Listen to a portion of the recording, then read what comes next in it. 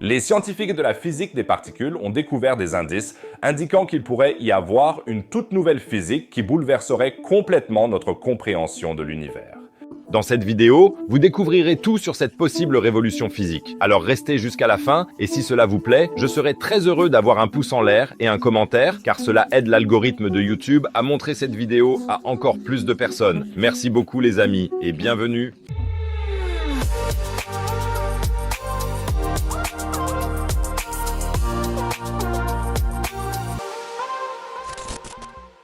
Le Fermilab dans l'Illinois aux États-Unis est une institution de recherche qui sert principalement à la recherche fondamentale en physique. On pourrait dire qu'ici, les plus petites particules sont mises en collision pour comprendre les fondements de notre réalité physique. Car si nous découvrons comment les plus petites particules élémentaires interagissent entre elles, cela constitue la clé pour comprendre comment l'univers fonctionne dans son ensemble. Mais comment cela se passe-t-il exactement? Comment fait-on pour faire entrer les particules en collision et quelles connaissances en tire-t-on? Pour étudier l'interaction entre les particules élémentaires, il faut d'énormes accélérateurs de particules. Jusqu'en 2011, le Fermilab utilisait à cet effet l'accélérateur de particules Tevatron, d'une taille de 6 km. Dans ces grandes installations, les particules peuvent être accélérées à une vitesse proche de celle de la lumière et entrer en collision. Dans le Tevatron, ce sont surtout les protons et les antiprotons qui entrent en collision. Mais comment mesurer l'effet de la collision entre deux particules? Pour cela, les accélérateurs de particules sont équipés d'une multitude de détecteurs de particules qui peuvent mesurer la trajectoire des particules qui entrent en collision. La trajectoire permet de tirer des conclusions sur l'effet de la collision et en particulier sur les nouvelles particules éventuellement créées par la collision.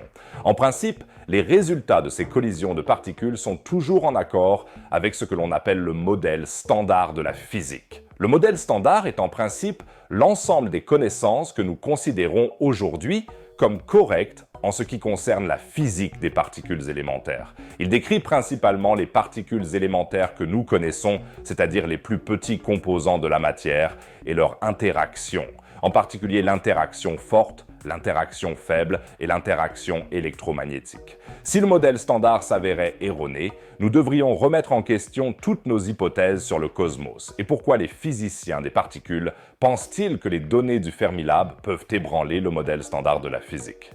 À partir des désintégrations de particules dans le accélérateur Tevatron, les physiciens au Fermilab ont mesuré la masse du boson W avec une précision jamais atteinte auparavant. On pourrait maintenant se demander, qu'est-ce qu'un boson W exactement? Un boson W est une particule élémentaire, donc l'un des plus petits éléments connus de la matière. Le boson W est responsable des soi-disant courants chargés de l'interaction faible, l'une des interactions fondamentales de la physique. Et le boson W n'est cependant pas une particule élémentaire normale. C'est-à-dire, par exemple, contrairement aux particules élémentaires qui te composent ou qui composent tout ce que tu connais. C'est ce qu'on appelle un boson de jauge. Cela signifie qu'il n'apparaît que dans des expériences à haute énergie de la physique des particules et non dans la vie quotidienne normale. Ça a du sens, car je n'ai jamais vu de V-boson passer dans la vie quotidienne.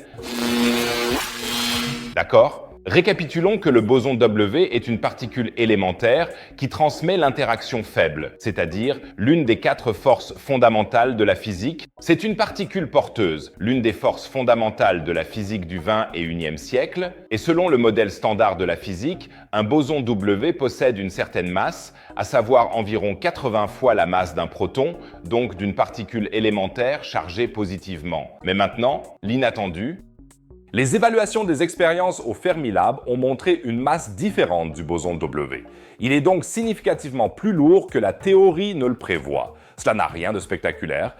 Cependant, cela signifierait que le modèle standard de la physique a tort. Et si le modèle standard de la physique est faux, cela remettrait en principe en question toutes nos hypothèses sur les lois de la nature du cosmos. Le poids du petit boson W a donc un impact massif sur notre compréhension de l'ensemble de l'immense cosmos. Les mesures effectuées au Fermilab sont basées sur les données de l'appareil déjà mentionné, collisionneur de particules Tevatron, dans lequel des protons et des antiprotons sont amenés à entrer en collision à grande vitesse. Et lors de ces collisions, des W-bosons se forment qui se désintègrent après un court laps de temps, soit en un électron et un neutrino, soit en un muon et un neutrino. Ce que ces particules impliquent en détail dépasserait la durée de la vidéo.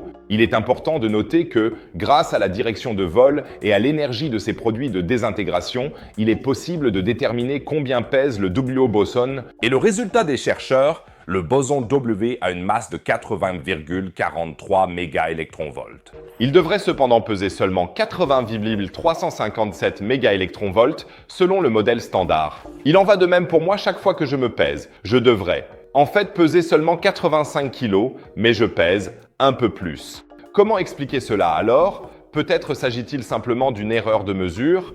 Peu probable, car les données des physiciens reposent sur 4,2 millions de telles désintégrations de particules au Tevatron, enregistrées entre 2001 et 2011. Le physicien impliqué, Ashutosh Kotwal, s'exprime à ce sujet. Cet ensemble de données est 4 fois plus grand que les mesures précédentes et a une précision statistique 2 fois plus élevée. Nous avons soumis nos résultats à une quantité énorme de vérifications et de tests.